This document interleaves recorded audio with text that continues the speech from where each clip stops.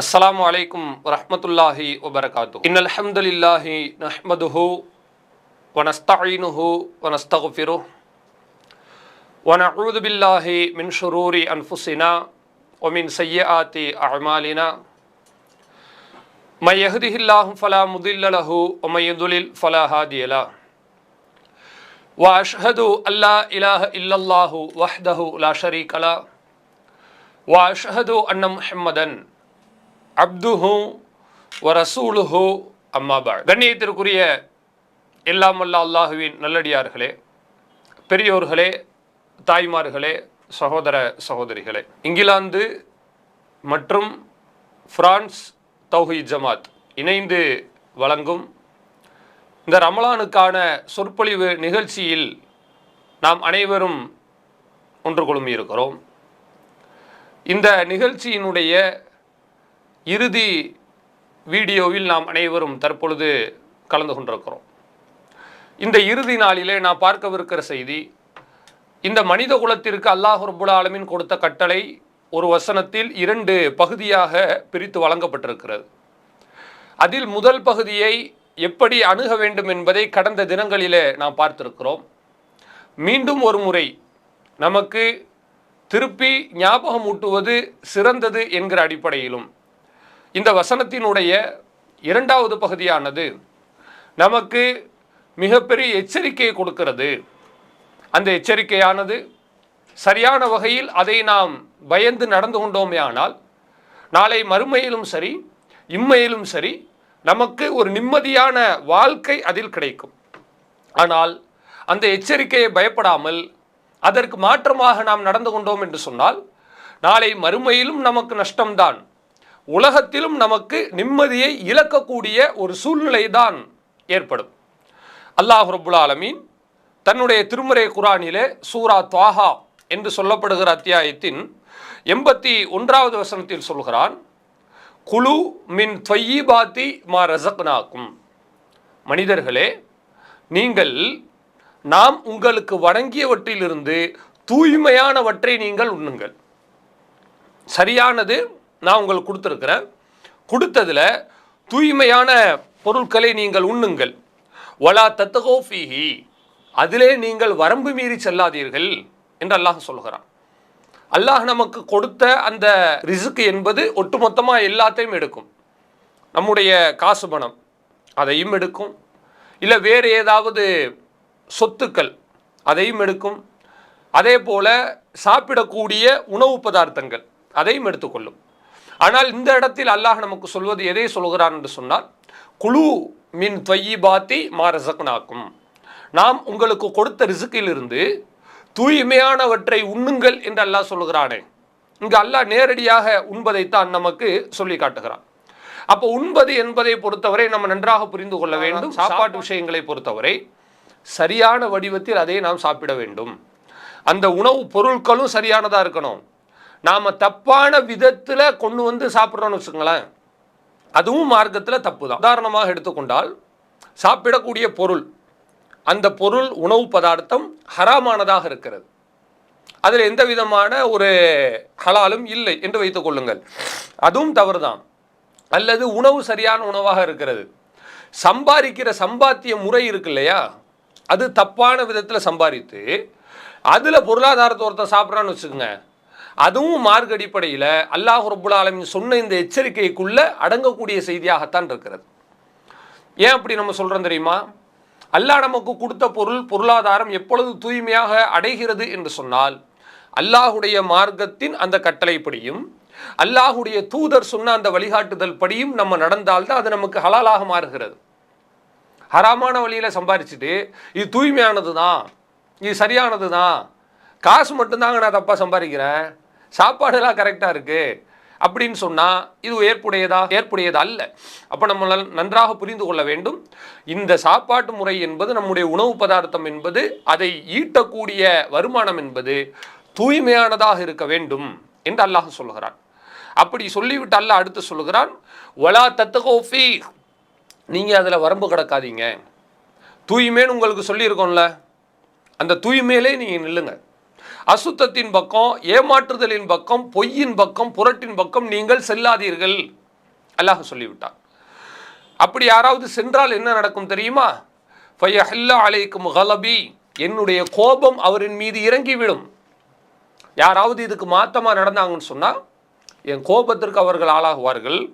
வமை யஹ்லுல அலைஹி கலபி, யாரின் மீது என்னுடைய கோபம் இறங்குகிறதோ ஃபக்கது ஹவா, அவன் வழிகட்டு விட்டான், நாசமடைந்து விட்டான் என்று அல்லாஹ் ரப்புல் ஆலமீன் சொல்வதை நாம் பார்க்கிறோம். யோசிச்சு பாருங்க.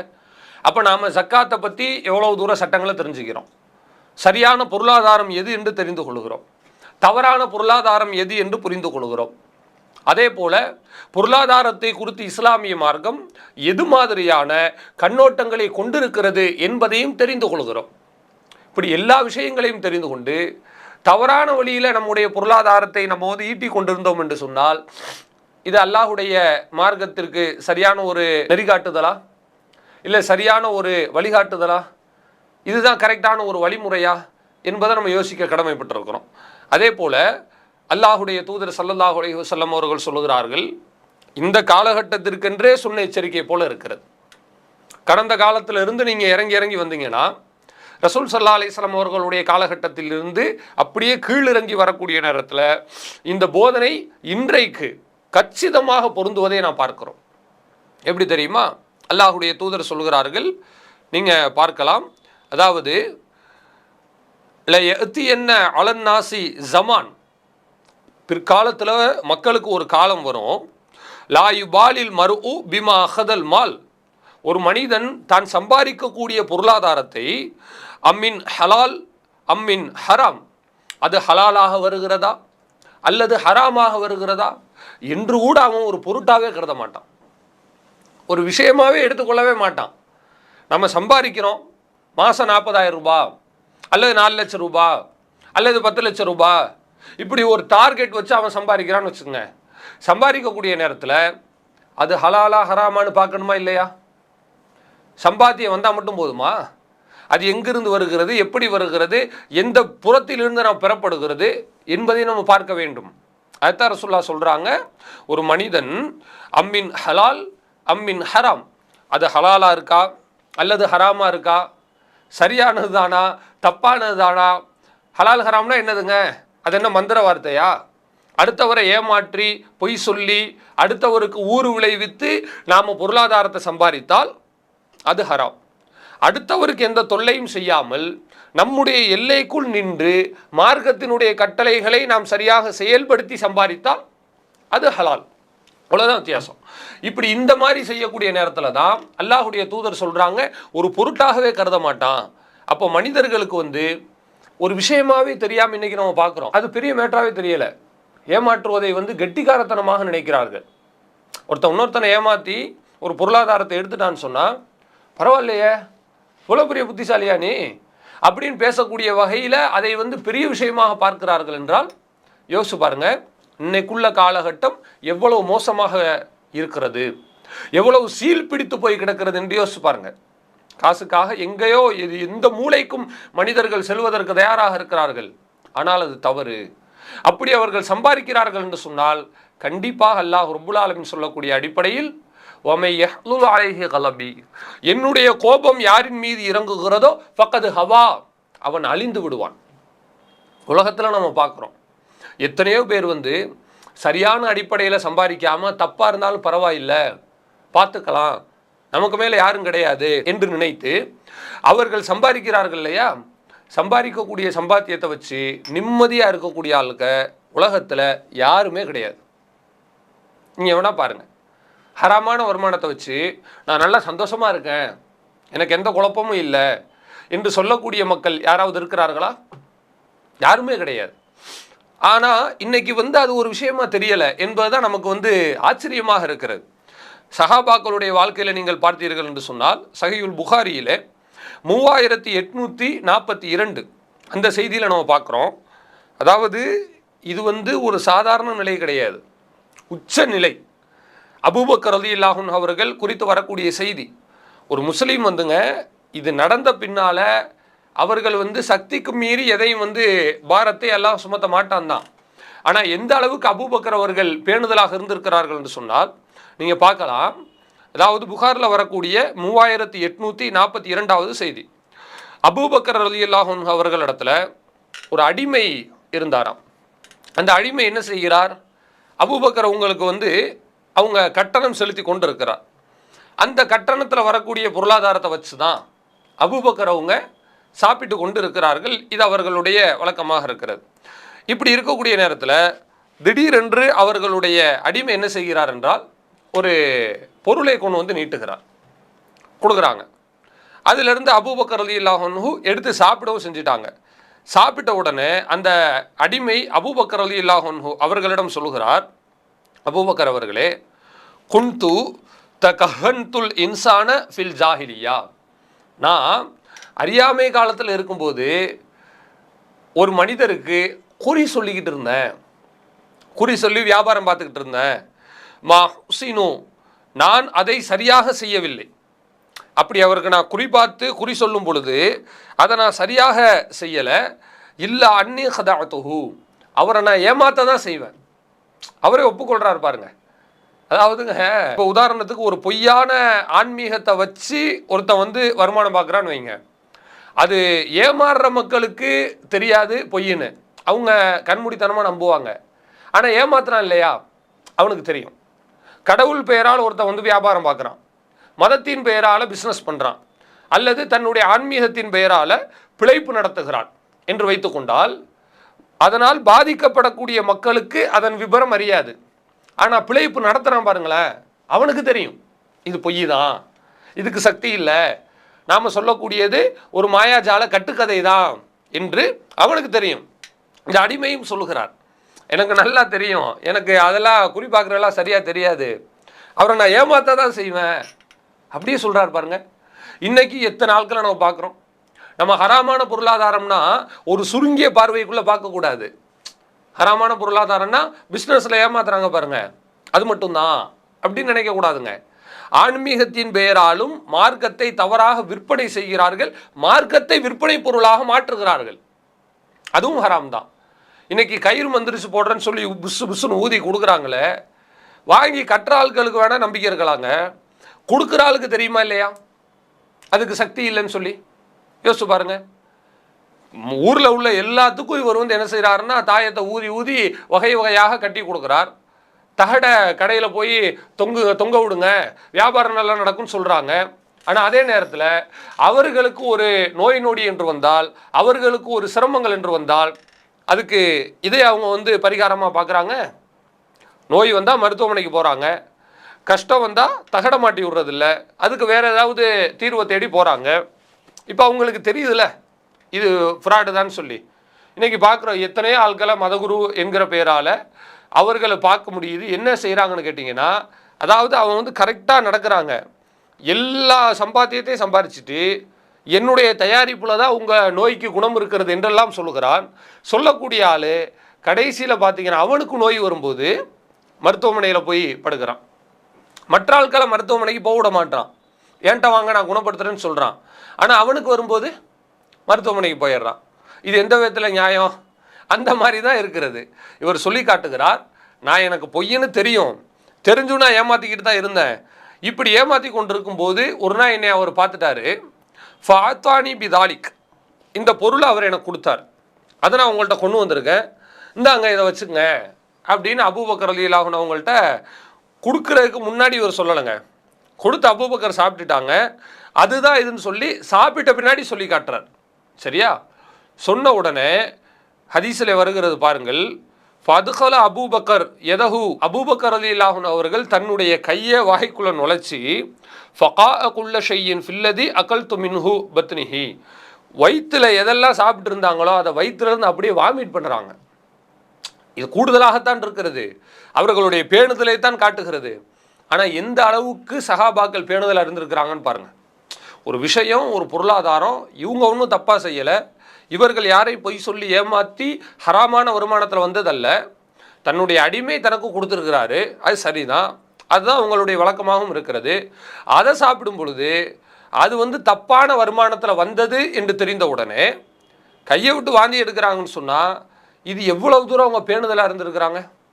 இன்றைக்கி நம்ம வாமிட் பண்ணலாம் சொல்லலை, ஆனால் இது சர்வசாதாரணமாக நடக்குதா இல்லையா? ஹராமானவற்றை சாப்பிட்டு கொண்டு அடுத்தவர்களுடைய பொருளாதாரத்தை எடுத்து சொகுசாக வாழ்ந்து கொண்டு ஆடம்பரமாக அதை வைத்து மஞ்சம் குளிக்கக்கூடிய ஒரு மனோநிலை என்பது அது ஒரு யூத மனோநிலை. உலகத்திலே நீங்கள் பார்த்தீங்கன்னு சொன்னால் ஒட்டுமொத்த சமுதாயம் இருக்கு இல்லையா, மனித சமுதாயத்தை நான் சொல்லுகிறேன். ஒட்டுமொத்த மனித சமுதாயத்திலேயும் ஒவ்வொரு சமுதாயத்திற்குன்னு ஒரு ஹேபிட் இருக்குங்க. அது இயற்கையாகவே உள்ளது தான். இப்போ இஸ்லாமிய சமுதாயத்தை எடுத்துக்கிட்டிங்கன்னா, இஸ்லாமிய சமுதாயம் நீங்கள் நினச்சி பாருங்கள். நினச்ச உடனே உங்களுக்கு மெயினில் வரக்கூடியது எது? ஒரு சராசரியான இரையச்சமுள்ள ஒரு மனிதனை கூப்பிட்டு கேளுங்க, அல்லது மனசாட்சிக்கு பயந்து முஸ்லீம் அல்லாத ஆட்களாக இருந்தால் மனசாட்சிக்கு பயந்து அவங்கள கூப்பிட்டு கேட்டு பாருங்க, எதுப்பா முஸ்லீம்னு சொன்னோடனே உனக்கு எது ஞாபகத்துக்கு வருதுன்னு கேளுங்க. அவன் சொல்லுவான், முஸ்லீம்கள்னால் நிறைய உதவி செய்வாங்க, எதை எதிர்பார்க்காம கொடுப்பாங்க, இது முஸ்லீம். அதே மாதிரி கிறித்தவர்களை கேளுங்க, கிறித்தவர்கள்லாம் எதுப்பா அப்படின்னு கேளுங்க. கிறித்தவர்கள் வந்து படிச்சிருப்பாங்க, அவங்க நிறைய மருத்துவமனை நடத்துகிறாங்க, கல்லூரி நடத்துகிறாங்க, இப்படி சொல்லுவாங்க. இது முஸ்லீம்களுக்கும் கிறித்தவர்களுக்கும். அடுத்ததாக நீங்கள் யூதர்களை கூப்பிட்டு கேளுங்க, யூதன்னா யார், அவனை பற்றி என்ன நினைக்கிறேன்னு கேளுங்க. உடனே சொல்லுவாங்க, பயங்கரமான குயுக்தியான ஆட்கள், ஏமாற்று பேர்வழிகள், தான் நல்லா இருந்தால் மட்டும் போதும்னு நினைப்பான், தன்னுடைய இனம் நல்லா இருந்தால் மட்டும் போதும்னு நினைப்பான். இதுதான் ஒரு ஆளுடைய அந்த தனித்தன்மையை எது உணர்த்தும்னு சொன்னால், அவரை பற்றி சொன்ன மாத்திரத்திலேயே அவரை பற்றி மக்கள் என்ன பேசுகிறார்கள் அதுதான் ஒரு உடனே என்ன செய்யும், ரிஃப்ளெக்ட் பண்ணி கொடுக்கும். அப்போ யூதர்கள் எப்படி இருப்பாங்கன்னு சொன்னால், அல்லாஹ் ரப்புல் ஆலமீன் திருமறையில் சொல்லி காட்டுகிறான், அவர்கள் சபிக்கப்பட்டதற்கு பல காரணங்கள் இருக்கிறது. அதில் முக்கியமான காரணம் என்ன தெரியுமா? அக்லிஹிமிஸ் சுஹுத்து, அவர்கள் தவறான விதத்தில் உண்ணக்கூடியவர்களாக இருந்தார்கள். அதாவது சுஹுத் என்று சொன்னால் ஊழல் செய்து, தவறு செய்து, பொய் சொல்லி, மார்க்கத்தினுடைய விளிம்பியங்களை கடந்து பொருளாதாரத்தை ஈட்டுவது. இதுதான் யூதர்களுடைய பண்பாக இருந்துச்சு. அவங்க அல்லாஹ் சபிச்சு நாசமாக்கினான். நாசமாக்குனதுக்கு காரணம் என்ன தெரியுமா? அல்லாஹ் குர்ஆனிலே சொல்லி காட்டுகிறான், ஃபபிமா நக்லிஹிம் மீசாக்ஹிம், தங்களுடைய ஒப்பந்தத்தை அவர்கள் முறித்ததாலும், அவர்களுக்கு கொடுக்கப்பட்ட அந்த எல்லையை அவர்கள் வரம்பு கடந்து நடந்ததாலும் தான், வட்டியை அவர்கள் ஏற்றுக்கொண்டனாலும் தான் அவர்கள் சபிக்கப்பட்டார்கள் என்று அல்லாஹ் குர்ஆனில் சொல்கிறார். அப்போ யூதர்களை பொறுத்த வரைக்கும் நல்லா புரிஞ்சுக்குங்க, அவனுக்கு வந்து சட்டம் திட்டம் வரம்பு இதெல்லாம் ஒரு மேட்டரே கிடையாது. என்ன ஆனாலும் சரி, நான் நல்லா இருந்தால் போதும் அப்படின்னு நினைப்பான்.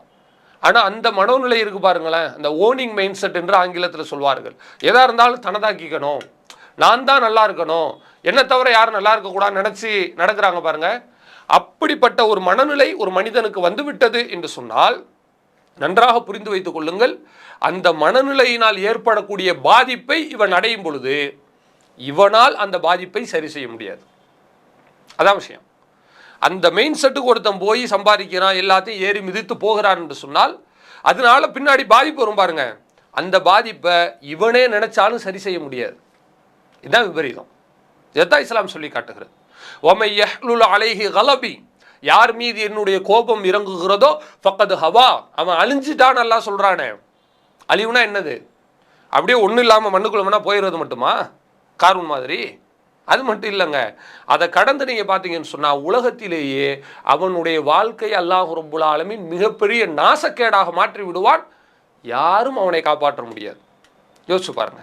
அந்த மாதிரி இன்னைக்கு நடக்குதா இல்லையா? தெரிந்து கொண்டே தவறு செய்கிறார்களா இல்லையா? அப்போ அபூபக்கர் ரலியல்லாஹு அன்ஹு அவர்கள் எவ்வளவு தூரம் அவர்கள் வந்து ஒரு உச்சகட்ட பேணுதலோடு வாழ்ந்திருக்கிறார்கள் என்பதை நீங்கள் நல்லா கவனிக்கணும். அடுத்ததாக, இன்றைக்கு மக்களிடத்தில் வட்டியை குறித்து நம்முடைய இஸ்லாமிய சமுதாயத்தில் புரிதல் சரியாக இருக்கிறது. ஆனால் அதை செயல்படுத்தக்கூடிய விதத்தில் பல்வேறு இடங்களில் நிறைய சிக்கல்கள் இருப்பதை நம்ம பார்க்குறோம். மக்கள் மத்தியில் அதை செயல்படுத்தக்கூடிய நேரத்தில் மிகப்பெரிய அளவில் அலட்சியம் இருப்பதை நாம் பார்க்குறோம். அதில் ரெண்டு சாரார் இருக்கிறாருங்க. அதாவது வட்டிக்கு கடன் வாங்கி அதை பயன்படுத்தக்கூடியவங்க, இவங்க ஒரு வகை. இன்னொரு சாரார் யார்? வட்டிக்கு கொடுத்து அதை வருமானம் பார்க்கக்கூடிய ஒரு சாரார்.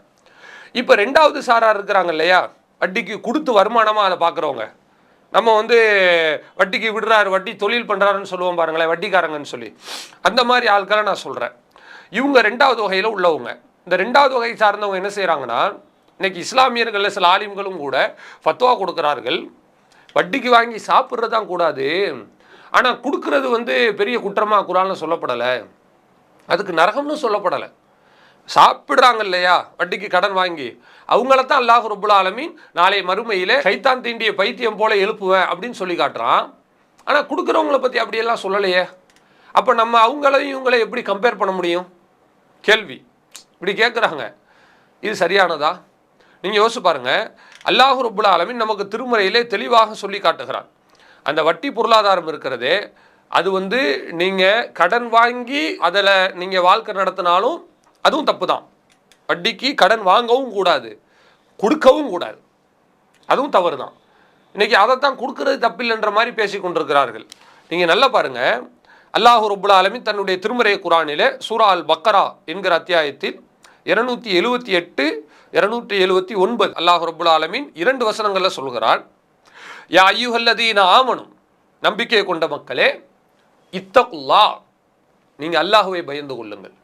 வதரு மா பக்கிய மினர் ரிபா, உங்களுக்கு எஞ்சி வர வேண்டிய கூடுதலாக வர வேண்டிய வட்டியை நீங்கள் விட்டு விடுங்கள்.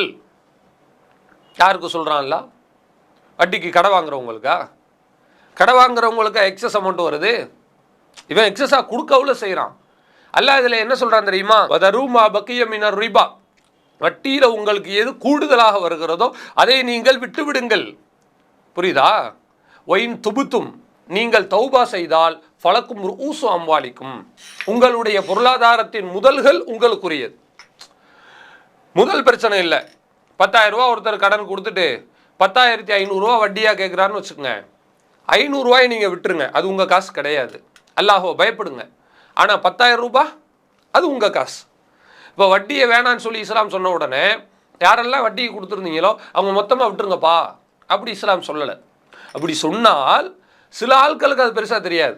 இந்த பெருசாக சம்பாரித்து முடிச்ச ஆள் இருக்கிறான் பாருங்க, 3-4 தலைமுறைக்கு சேர்த்து ஒரு ஆள் சம்பாரிச்சிருவான். அந்த மாதிரி ஆளுக்கு பிரச்சனை இல்லை. சின்ன சின்ன அளவில் ஏதோ பேராசைக்காக வட்டி கொடுக்குறான் பாருங்க, அவங்க மொத்தமாக போச்சு அப்படின்னு சொன்னால் இவனுடைய பொருளாதாரமே மொத்தமாக என்ன செஞ்சிடும், போயிடும். அப்புறம் வட்டிக்கு வாங்கினவன் இருக்கான் பாருங்க, அந்த ஆட்கள் அதை அட்வான்டேஜாக பயன்படுத்திப்பாங்க, வாங்குவாங்கன்னு சொல்கிறேன். அந்த மாதிரி 2 பேர்த்துக்கும் அப்படி வந்துடக்கூடாது என்பதற்காக இஸ்லாமிய மார்க்கம் வட்டி தொகையை விட்டுட்டு அசலை நீங்கள் வாங்கிக்கங்க என்று குர்ஆன்ல அல்லாஹ் சொல்லி காட்டுவதை நம்ம பார்க்கிறோம். அப்படி நீங்கள் செஞ்சிருங்க. இன் குன்தும் மூமினீன், நீங்கள் மூமின்களாக இருந்தால் அப்படி செய்யணும். ஃபஇல்லம் தஃஅலு, அப்படி நீங்கள் செய்யவில்லை என்று சொன்னால் ஃபஅதனு பிஹர்பி மினல்லாஹி வ ரசூலி, எவ்வளோ பெரிய வார்த்தை! நீங்கள் அல்லாஹுக்கும் ரசூலுக்கும் எதிராக போருக்கு புறப்பட்டு வாருங்கள். யோசிச்சு பாருங்க, இது சாதாரணமான விஷயமா? எனக்கும் என் தூதருக்கு எதிராக போருக்கு வா நல்லா கூப்பிடுறான். இப்படியாப்பட்ட ஒரு கேட்டகரியில் உள்ள ஆட்களை அவங்களுக்கு குற்றமெல்லாம் வராது, வாங்குறவங்களுக்கு தான் குற்றம் வரும்னு சொன்னால் இது எப்படி மார்க்கத்தினுடைய ஃபத்வாவாக இருக்கும்? இது எப்படி மார்க்கத்தினுடைய நடைமுறையாக இருக்கும்? இன்றைக்கி அப்படி நிறைய ஆட்கள் நடந்து கொண்டிருக்கிறார்களே. வாங்குற மட்டும்தான் தப்பு, கொடுக்குற தப்பு இல்லை, அதுவும் நீங்கள் டைரெக்டாக கொடுத்தாதான் தப்பு. டைரெக்டாக கொடுக்காம நீங்கள் வாங்கி இன்னொருத்தர் கொடுக்குறீங்க, அதாவது மீடியேட்டராக நீங்கள் இருக்கீங்க. இந்த மாதிரி இருந்தீங்கன்னு சொன்னால் அது தப்பு கிடையாது என்று சொல்கிறார்கள் என்று வைத்து கொண்டால் இது எப்படி சரியாக இருக்கும்? யோசிச்சு பாருங்கள். இந்த அளவுக்கு அல்லாஹ் ரப்புல் ஆலமீன் நமக்கு ஒரு பெரிய எச்சரிக்கையை சொல்லி காட்டுகிறார். ஆக வட்டிக்கு வாங்குவதும் தவறு, வட்டிக்கு கொடுக்குறாங்க பாருங்களேன், அது சரின்னு நினச்சிட்டு செய்தாலும் சரி, சரி இல்லை என்று நினைத்து கொண்டு செய்தாலும் சரி, அது மாபாதக குற்றம். நாளை மறுமையில் அல்லாஹுடைய தூதர் சொல்வது போல லஅனல்லாஹு ஆக்கிலர் ரிபா, வட்டிக்கு கடன் வாங்கி சாப்பிடக்கூடியவனையும் அல்லாஹ் சபிக்கிறான். ஓ மூக்கிலஹு, வட்டிக்கு கடன் கொடுத்து சம்பாதிக்கக்கூடியவனையும் அல்லாஹ் சபிக்கிறான். ஒ காத்திபஹு, அதன் எழுத்தாளனையும் அல்லாஹ் சபிக்கிறான். ஒ ஷாஹிதைஹி, அதற்கான 2 சாட்சிகள் அவர்களையும் அல்லாஹ் சபிக்கிறான். யோசிச்சு பாருங்க, இவ்வளவு பட்டவர்த்தனமாக மார்க்கத்தில் சொல்லப்பட்டிருக்கும் பொழுது, எல்லார் மீதும் அல்லாஹினுடைய சாபம் இருக்கும் பொழுது, குல்லுஹும் சவா, அனைவருமே பாவத்தில் சமமானவர்கள் தான் என்று இருக்கும் பொழுது எப்படி பிரித்து எடுக்க முடியும்? ஆக கண்ணியத்திற்குரிய சகோதர சகோதரிகளே, நாம் நன்றாக புரிந்து கொள்ள வேண்டும். வட்டி என்பதினுடைய 2 பகுதியுமே, வாங்குவதோ அல்லது கொடுப்பதோ, 2மே மார்க்கத்திற்கு முரணானது, நாளை மறுமையில் நம்மை நரகத்தில் தள்ளக்கூடியது என்பதை இந்த இடத்துல நாம் கவனிக்க வேண்டும். அல்லாஹ் ரப்புல் ஆலமீன் நாம் ஒரு பொருளை பிறருக்கு கொடுத்தாலும் கூட அதிலும் அளவு நிறுவையில் மோசடி செய்யாமல் கொடுக்க வேண்டும் என்று அல்லாஹ் சொல்கிறான். வயலுல் லில் முத்தஃபிஃபீன், யார் தங்களுடைய அளவு நிறுவையில் குறைத்து கொடுக்கிறார்களோ அவர்களுக்கு நாசம்தான். அல்லதீன இதத்தாலு அலன்னாசி இஸ்தௌஃபூன், அவர்கள் நிறுத்து கொடுக்கிறார்கள் என்று சொன்னால், அப்படி கொடுக்கக்கூடிய நேரத்திலே அவர்கள் எப்படி இருக்கிறார்கள் என்றால், அதாவது அவர்கள் வாங்கக்கூடிய நேரத்தில் முழுவதுமாக திருப்தியாக வாங்கி கொள்கிறார்கள். அல்லாஹ் சொல்லி காட்டுறான். வாங்கும்போது அவங்க நல்ல திருப்தியாக வாங்கிடுறாங்க. ஒய்தா காலூஹும் அவ் வசனூஹும், அவர்கள் நிறுத்து கொடுத்தாலோ அல்லது அளந்து கொடுத்தாலோ யுக்சிரூன், குறைத்து கொடுக்கிறார்கள். மனித சிந்தனை பாருங்களேன், அல்லாஹ் அப்படியே தெளிவாக சொல்கிறான். அதாவது தனக்கு வரும்போது நல்ல திருப்தியாக வரணும்னு நினச்சிக்கிறான். அடுத்த ஆளுக்கு கொடுக்கும்போது அதில் குறைச்சி என்ன செஞ்சிடறான், எடையை குறைச்சி கொடுக்கறது, ஏமாற்றம் செய்வது, அதில் ஏதாவது தவறு செய்வது, இந்த மாதிரி மனிதன் கொடுக்குறான். இப்படி செய்யக்கூடிய ஆட்களுக்கு நாளை மறுமையிலே மிகப்பெரிய நாசம்தான் இருக்கிறது அல்லாஹ் ரப்புல் ஆலமீன் சொல்கிறான். எனவே இது மாதிரி விஷயங்களை நாம் கண்டிப்பாக என்ன செய்யணும், பயந்து கொள்ள வேண்டும் என்பதை இந்த வசனங்கள் நமக்கு தெளிவான முறையில் உணர்த்துவதை நாம் பார்க்கிறோம். அடுத்தபடியாக நாம் பார்க்கவிருக்கிற ஒரு விஷயம், இன்றைக்கு மனிதனிடம் உள்ள ஒரு மிகப்பெரிய பலகீனமே என்னவென்று சொன்னால், பிறரை ஏமாற்றும் பொழுது அவன் அதை ஒரு புத்திசாலித்தனமாக நினைக்கிறான். இது ஒரு சிக்கலான விஷயங்க. இன்றைக்கி நம்ம பார்க்குறோமா இல்லையா, ஒருத்தர் இன்னொருத்தரை ஏமாத்துறாரு. ஏமாத்துறது நம்ம பொருள் கிடையாது என்று அவனுக்கு தெரியும், தெரிஞ்சுக்கிட்டே ஏமாத்துறான். ஏன்பா அப்படின்னு கேட்டால், இல்லை அவன் பிழைக்க தெரியலைங்க, நான் எடுத்துக்கிட்டேன் அப்படின்னு ஏதோ தன்னுடைய இதை பெரிய ஒரு சாதனை போல அவன் சொல்லுவதை நம்ம பார்க்குறோம் இல்லையா. இது என்ன மார்க்கத்தில் சரியானதா? யோசிச்சு பாருங்க. முஸ்லீம் அல்லாத மக்களுக்கு சட்டத்திட்டங்கள் வேறங்க, முஸ்லீமான ஆட்களுக்கு நமக்கு சட்டத்திட்டம் அப்படியேவா இருக்கிறது? கடுமையாக அல்லாஹ்வுடைய தூதர் சொல்கிறார்கள். சஹீஹுல் புகாரியிலே 6967 செய்தி, அதில் நீங்கள் பார்க்கலாம். அல்லாஹ்வுடைய தூதர் சொல்கிறார்கள், இன்னமா அன பஷர், நான் உங்களை மாதிரி மனுஷன்தான். இன்னக்கும் தஹ்தசிமூன், நீங்கள் என்னிடத்தில் வாதம் கொண்டு வருகிறீர்கள். ஒரு வழக்கை கொண்டு வாதி பிரதிவாதி என்று வழக்கை கொண்டு வைக்கிறீர்கள். வல அல்ல பஅதக்கும் ஐயகூன அல்ஹனு பிஹுஜ்ஜதிஹி மின் பஅல், உங்களில் சிலரை விட நல்ல முறையில் வாதம் செய்ய தெரிந்தவர்களாக இருப்பீர்கள். ஒரு ஆள் கொண்டு வர்றாங்க வழக்கை, இன்னொரு ஆள் அவருக்கு பிரதிவாதி வருகிறார். ரெண்டு பேருமே கேஸை எடுத்து வைக்கிறாங்க. எடுத்து வைக்கும் பொழுது ஒரு ஆளுக்கு அவர் பக்கம்தான் ஹக்கு இருக்கும், ஆனால் அவர்கிட்ட ஒன்றும் கிடையாது. அவருக்கு எடுத்து வைக்கக்கூடிய ஒரு திறமை கிடையாது. ஆனால் அதே நேரத்தில் இன்னொருத்தர் இருக்கிறார் பாருங்களேன், அவர் நல்ல திறமையாக எடுத்து வைப்பார். இப்படி திறமையாக எடுத்து வைக்கிறாருன்னு சொன்னால் ரசூல்லா அவங்களுக்கு தான் எச்சரிக்கை செய்கிறாங்க.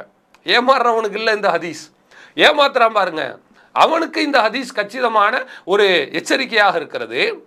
அப்படி யாராவது திறம்பட விவாதம் வைப்பவர்களாக இருந்து அப்படிப்பட்ட ஒரு மனிதன் எதையாவது அவன் என்னிடம் இருந்து ஏமாற்றி கொண்டான் என்று சொன்னால், அவன் எதை எடுத்து செல்கிறான் என்று சொன்னால், அப்படி இருக்கக்கூடிய நேரத்தில் நான் எதை காதில் கேட்குறேனோ, எது சரியாக தெரிகிறதோ, எது பார்ப்பதற்கு மனித சக்திக்கு உட்பட்டு சரியான விஷயமாக தெரிகிறதோ, அதுக்கு தான் நான் தீர்ப்பு அளிப்பேன். தீர்ப்பு அளித்து அவன் என்னிடமிருந்து ஒரு பொருளாதாரத்தை எடுத்துக்கொண்டான் என்று சொன்னால், இன்னமா அக்குத்தாலஹு கித்தாத்தும் மினன்னார், அவன் எடுத்து செல்லக்கூடியது இன்னொருவனுடைய பொருளாதாரம் அல்ல, நரகத்தினுடைய கங்கை, நரகத்தினுடைய துண்டைத்தான் அவன் எடுத்து செல்கிறான். கடினமான வார்த்தையை நீங்கள் யோசிச்சு பாருங்க.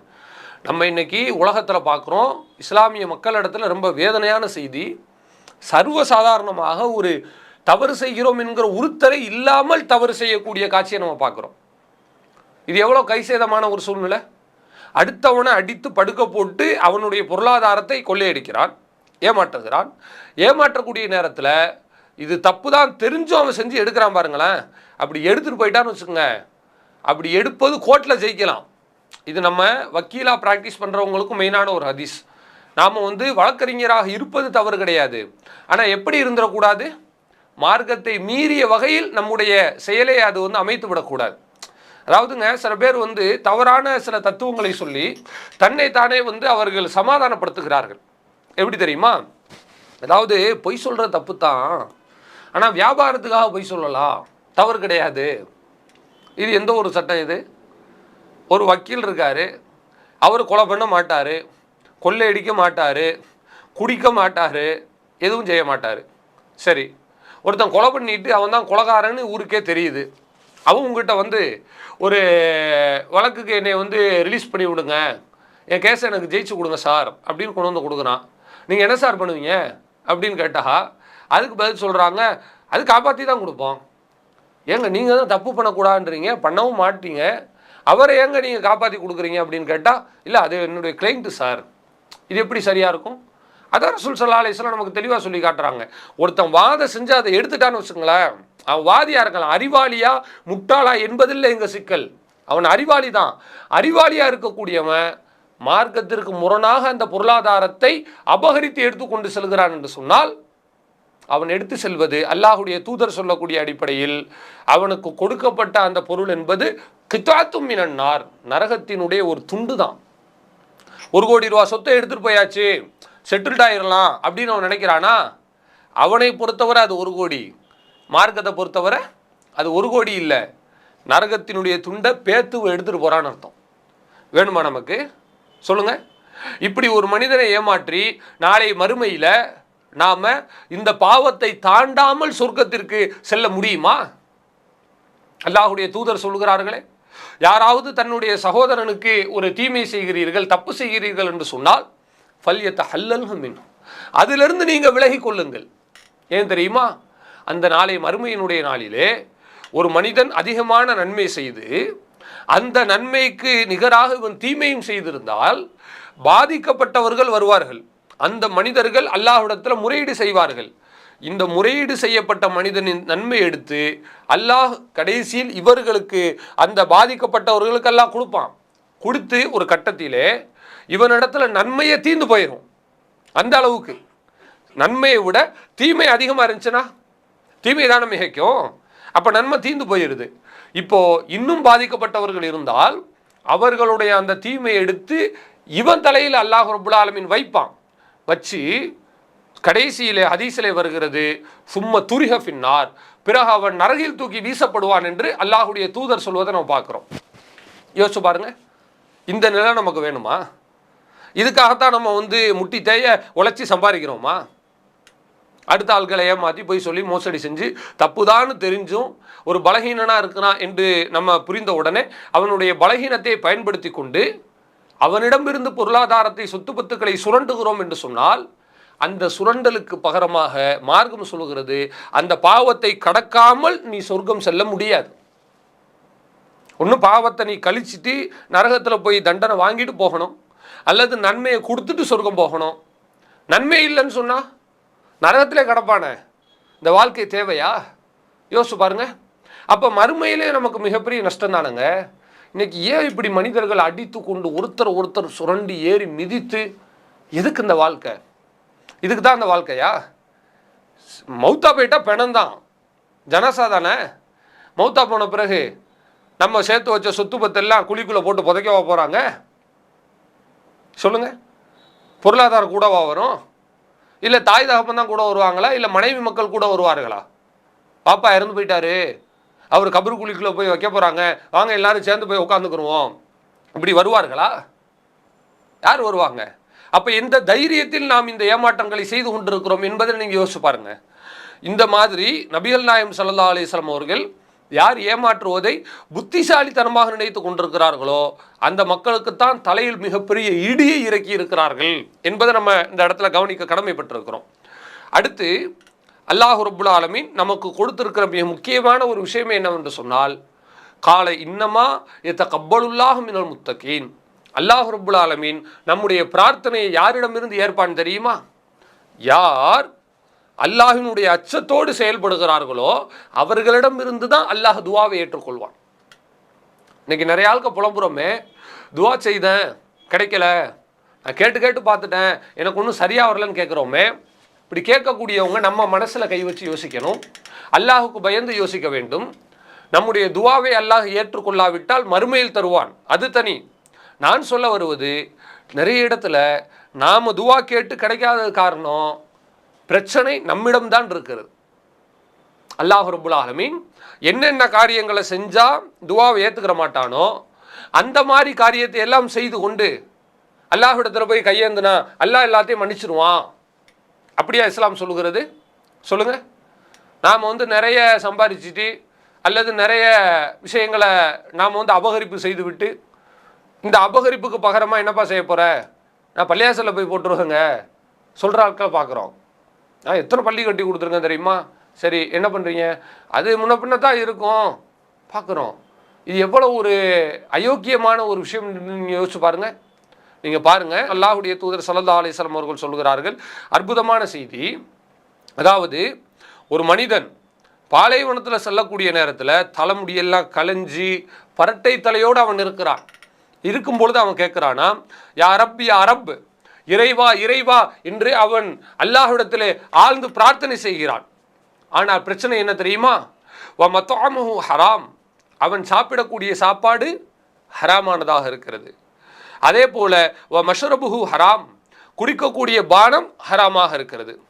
வ மல்பசுஹு ஹராம், அவன் உடுத்தக்கூடிய உடை ஹராமாக இருக்கிறது.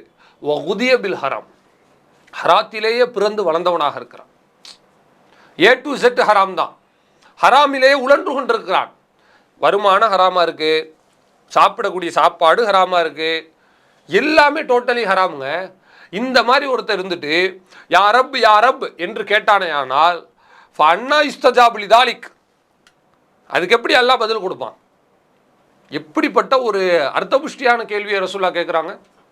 அதாவதுங்க எளிமையாக நீங்கள் புரிஞ்சுக்கோங்க, ஒரு வாத்தியார் இருக்கார், அவர் சொல்கிற எதையுமே பையன் கேட்க மாட்டான், அந்த ஸ்டூடெண்ட் கேட்கவே மாட்டான். வான்னு சொன்னால் வரமாட்டான், வராதன்னு சொன்னால் வர்றான், போன்னு சொன்னால் போக மாட்டான். இப்படி எது செஞ்சாலும் தலைகீழ் பாடமாக படிக்கிறான். இப்போ இவன் எனக்கு நீங்கள் வந்து ஃபஸ்ட் ரேங்க் கொடுக்கணும், என்ன நீங்கள் வந்து பாஸ் பண்ணி விடணும்னு கேட்டால் உலகத்தில் எந்த வாத்தியாராவது அதுக்கு ஒப்புக்கொள்வாங்களா? ஒரு கடையில் வேலை பார்க்கக்கூடிய முதலாளி கரெக்டாக சேலரியெல்லாம் கொடுத்துட்றாரு, மாதம் தவறுனா எல்லா விஷயங்களையும் அவனுக்கு ஒப்படைச்சிடுறாரு, ஆனால் ஒப்பி அடிக்கிறான், வேலைக்கு வரமாட்டான். காலைல 8 மணிக்கு வான்னு சொன்னால் வரமாட்டான், லீவ் எடுத்தால் சொல்ல மாட்டான், வேலையில் வந்து உட்காந்துட்டு வேலை செய்கிறதில்ல. இப்படி இருக்கான்னு வச்சுங்களேன், இவனுக்கு இறக்கம் காட்ட மனசு வருமானு நான் கேட்குறேன். அப்போது ஒரு மனிதனை இவ்வளவு தூரம் ஒரு நாணயத்தை நேர்மை எதிர்பார்க்கும் பொழுது அல்லாஹ் ரப்புல் ஆலமீன் படைச்சி வச்சு இந்த மனிதர்களை நான் உங்கள்கிட்ட எதுவுமே கேட்கலன்னு சொல்கிறான். மா உரீது மின்ஹும் ரிசுக், எனக்கு எந்த ரிசுக்கும் வேண்டாம், எனக்கு நீ சாப்பாடும் கொடுக்க வேண்டாம். லா நஸ்அலுக ரிசுக்கா, உன்னிடத்துல நான் எந்த ரிசுக்கையும் கேட்கலன்னு சொல்லி காட்டுறான். எதுவுமே வேண்டான்னு சொல்லிட்டு எனக்கு கட்டுப்பட்டால் மட்டும் போதும்பா அப்படின்னு எல்லாம் சொல்லக்கூடிய நேரத்தில் இவன் கட்டுப்படாமல் கண்டதே காட்சி கொண்டதே கோலம் என்கிற பேரில் தான் தோன்றித்தனமாக திரிந்து கொண்டிருந்தான் என்று சொன்னால் இவனுடைய துவாவை அல்லாஹ் எப்படி ஏற்றுக்குருவான்? யோசிச்சு பாருங்க. அப்போ துவா ஏற்றுக்கிற படலைன்னு நிறைய பேர் புலம்புறோமே, புலம்புறதுக்கு முன்னால் நம்ம ஒரு விஷயத்தை யோசிக்கணும், நாம் ஏதாவது ஹராமை செய்திருக்கிறோமா? ஹராமான பொருளாதாரத்தை யாரையாவது ஏமாற்றி நம்ம வந்து சுரண்டி இருக்கிறோமா? யோசிச்சு பார்க்கணும். நீதமாக நடக்க வேண்டும். ஒரு மருத்துவர்கிட்ட ஒரு நோயாளி போகிறாரு காய்ச்சல்னு சொல்லி, காய்ச்சல்னு போகக்கூடிய ஆள் மருத்துவர் வந்து டேப்லெட் கொடுப்பாங்க, நீ டேப்லெட் சாப்பிடுப்பா, சரி, வேறு நீ வந்து கூலிங்காக எதுவும் சாப்பிடாத, வெயிலில் அலையாதீங்க, குளிரில் போகாதீங்க, இதெல்லாம் சொல்லுவாங்க. இவன் என்ன பண்ணுறான் தெரியுமா, டேப்லெட் மட்டும் சாப்பிட்றான் பேருக்கு, சாப்பிட்டுட்டு நல்லா கூலிங்காக குடிக்கிறான், வெளியில் வெயிலில் சுற்றுறான், பனியில் அலையிறான். இந்த மாதிரி ஒருத்தன் போயிட்டு மறுநாள் டாக்டர்கிட்ட போய், டாக்டரை நீங்கள் கொடுத்த மருந்தை சாப்பிட்டேன், எனக்கு நோய் வந்து சௌரியமாகலைன்னு கேட்டால் தப்பு யார் மேலே இருக்குது? டாக்டர் மேலே இருக்கிறது, இவன் மேலே தான் தப்பு இருக்கிறது. அப்போ பேருக்கு நம்ம முஸ்லீம் என்று வைத்துக்கொண்டு மார்க்கத்தினுடைய அனுகூலங்களை சரியாக கடைபிடிக்காமல் இருந்தோம் என்று சொன்னால் தவறு யார் மேல் இருக்கிறது? யோசித்து பாருங்கள். அப்போ கண்ணியத்திற்குரிய சகோதர சகோதரிகளே, நாம் பொருளாதாரத்தை பற்றி அனைத்து சட்டத்திட்டங்களையும் தெரிந்து வைத்திருக்கிறோம். இப்படி தெரிந்து வைக்கும் பொழுது நாம் என்ன புரிந்து கொள்ள வேண்டும் என்று சொன்னால், இது வெறுமன பயானாக நீங்கள் பார்க்கக்கூடாது, வெறுமனே இதில் சொல்லப்படுகிற உபதேசமாக நாம் பார்க்கக்கூடாது. இந்த உபதேசம் நமக்கானது, நம்மில் ஒவ்வொருவருக்குமானது. அல்லாஹ் ரப்புல் ஆலமீன் நமக்கு கொடுத்த இந்த பொருளாதாரம் குறித்து நாளை மறுமையில் அவசியம் கேள்வி கேட்பான். ஒவ்வொரு விஷயத்தை பற்றியும் கேட்பான். நீங்கள் வந்து எதை சம்பாதிச்சாலும் அதையும் கேட்பான், எதை செலவழித்தாலும் அதையும் கேட்பான். அதிலிருந்து நம்ம கேள்வி கடைகளிலிருந்து தப்பிக்க வேண்டும் என்று சொன்னால் நமக்கு கொடுக்கப்பட்டிருக்கிற ஒரே ஒரு விஷயம் என்ன தெரியுமா? நாம் யாரையும் ஏமாற்றக்கூடாது. சுருக்கமாக சொன்னால் ஹராமான பொருளாதாரம் வரக்கூடாது. தொழிலை சுத்தமாக வைத்துக் கொள்ள வேண்டும். நமக்கு குறைவான லாபம் கிடைத்தாலும் சரி, அல்லது நாம் ஒரு இடத்துல பணிபுரிந்து நமக்கு குறைவான வருமானம் கிடைத்தாலும் சரி, அல்லது பெரிய ஒரு வருமானம் தரக்கூடிய ஒரு வாய்ப்பு நமக்கு கிடைக்காமல் போனாலும் சரி, அது வேறு ஒரு வகையில் நாம் அல்லாஹ் ரப்புல் ஆலமீன் இடத்துல எதிர்பார்க்கலாமே ஒழிய அதை எடுத்துக்கொண்டோமே ஆனால் நாளை மறுமையில் மட்டுமல்ல உலகத்திலும் நமக்கு நஷ்டம்தான். நபிகள் நாயகம் ஸல்லல்லாஹு அலைஹி வஸல்லம் அவர்கள் சொல்கிறார்கள், சஹீஹ் முஸ்லிமிலே பதிவு செய்யப்பட்ட செய்தி, லா யஹிம்லு மாலு இம்ரிஇன் முஸ்லிமின் இல்லா பி தீபி நஃப்ஸி மின்ஹு. ஒரு முஸ்லீமினுடைய பொருளாதாரத்தை நீங்கள் எடுக்க வேண்டும் என்று சொன்னால் அதற்கு அவனுடைய உவந்த மனதோடு கொடுக்கக்கூடிய ஒரு தன்மை மிக முக்கியமாக இருக்கிறது. மனமுவந்து அவன் கொடுக்கணும். அப்படி கொடுக்காம ஒருத்தன் தப்பா எடுக்கிறானா என்ன நடக்கும் தெரியுமா? அல்லாஹ்வுடைய தூதர் சொல்கிறார்கள், குல்லுல் முஸ்லிமி அலல் முஸ்லிம், ஒவ்வொரு முஸ்லீமுக்கும் இன்னொரு முஸ்லீமாகப்பட்டவர் ஹராமுன் தமுஹு, அவருடைய இரத்தம் இவருக்கு ஹராமாக்கப்பட்டிருக்கிறது. வமாலுஹு, அவருடைய பொருளாதாரம் இவருக்கு ஹராமாக்கப்பட்டிருக்கிறது. வஇர்துஹு, அவருடைய மானம் இவருக்கு ஹராமாக்கப்பட்டிருக்கிறது. எல்லாமே புனிதம் தான். ஹராம் என்று சொன்னால் புனிதம், நாம் அதை தொடக்கூடாது. புனிதத்தை குலைக்கலாமா சொல்லுங்க? புனிதமானதுன்னு நம்ம நம்புகிறோமே, அது என்ன புனிதம்? அது சடங்கு சம்பிரதாயமா? இந்த புனிதத்தை கிளச்சிட்டு இன்னொரு புனிதத்துக்கு நீங்கள் போய்க்கலாம் என்று ஏதாவது குறுக்கு வழியை இஸ்லாம் சொல்லி கொடுத்துருக்கிறதா? இல்லை. ஒரு முஸ்லீமுக்கு இன்னொரு முஸ்லீமினுடைய மானமும் அவனுடைய மரியாதையும் பொருளாதாரமும் பொருளும் புனிதமாக்கப்பட்டிருக்கிறது, தடுக்கப்பட்டிருக்கிறது. கை வைக்கவே கூடாது. மீறி வச்சோன்னு சொன்னால் அல்லாஹ் ரப்புல் ஆலமீன் திருமறை குர்ஆனில் சொல்லக்கூடிய அடிப்படையில் இன்ன பத்ஷ ரப்பிக லஷதீத், உங்களின் இறைவனின் பிடி மிக கடுமையானது. அல்லாஹ் ரப்புல் ஆலமீன் இடத்துல யாரும் தப்பிக்க முடியாது. அல்லாஹ் இடத்துல போய் எதுவும் பேச முடியாது. உலகத்தில் நம்ம வாய் சாமர்த்தியத்தை வச்சு நான் அதுக்காக சொன்னேன், இதுக்காக சொன்னேன், நான் அப்படி நினச்சேன் என்று சொல்லி தப்பிக்கலாம். ஆனால் நாளைய மறுமையில் அல்லாஹ் ரப்புல் ஆலமீன் சொல்லி காட்டுகிறான், அவனிடத்துல போயிட்டு லா தஅ்ததிருல் யௌம், நீங்கள் சமாளிக்கவே முடியாது அல்லாஹ் சொல்லுகிறான். எனவே அன்புள்ள சகோதர சகோதரிகளே, இத்தனை நாட்களாக நாம் கேட்ட அந்த சட்டத்திட்டங்கள் உபதேசங்கள் அனைத்துமே நம்முடைய மூளையிலே மிகப்பெரிய அளவில் நல்ல முறையில் சிந்தனைக்கு பதிந்து வைத்து கொள்ள வேண்டும். நாம் தெரிந்து கொண்ட சட்டங்கள், அதை நாம் புரிந்து கொண்ட வகைகள், இது அனைத்துமே செயல்படுத்துவதில் தான் இருக்கிறதே ஒழிய வெறுமன சட்டங்களே வெறுமன மார்க்கத்தை தெரிந்து கொள்வதில் நமக்கு மிகப்பெரிய நன்மை கிடையாது. அதை சரியான வடிவத்தில் செயல்படுத்தி அல்லாஹ்வினுடைய சட்டத்திட்டங்களை சரியாக கடைபிடித்து தவறில் விழுந்து விடாமல், அப்படி தவறில் விழுந்து பிற மனிதர்களுடைய தீமையில் நாம் கை வைத்து அவர்களுடைய வயிற்றெரிச்சலில் விழுந்து மறுமையில் மட்டுமின்றி உலகத்திலும் கஷ்டப்படக்கூடிய ஒரு துர்பாகியசாலியாக நாம் மாறிவிடாமல் அல்லாஹுக்கும் ரசூலுக்கும் கட்டுப்பட்டு நடந்து நம்முடைய வாழ்க்கையை உலகத்திலும் மன நிம்மதியோடு வாழ்ந்து நாளை மறுமையிலும் சொர்க்கம் செல்லக்கூடிய ஒரு நன்மக்களாக அல்லாஹ் ரப்புல் ஆலமீன் நம் அனைவருக்கும் தந்தருள் பாலிப்பானாக. வாஹிர் தஅவானா அல்ஹம்துலில்லாஹி ரப்பில் ஆலமீன். அஸ்ஸலாமு அலைக்கும் வரஹ்மத்துல்லாஹி வபரகாத்துஹு. அல்லாஹு அக்பர், அல்லாஹு அக்பர்.